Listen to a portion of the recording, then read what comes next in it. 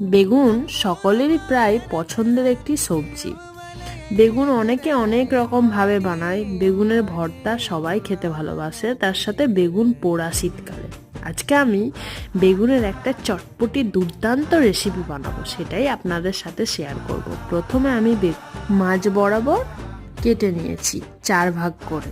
এরপর তেলের মধ্যে অল্প পরিমাণ লবণ দিয়ে এই বেগুনগুলোকে ভেজে নেবো। আমি বেগুনগুলো ডাঁটি শুদ্ধই রেখেছি।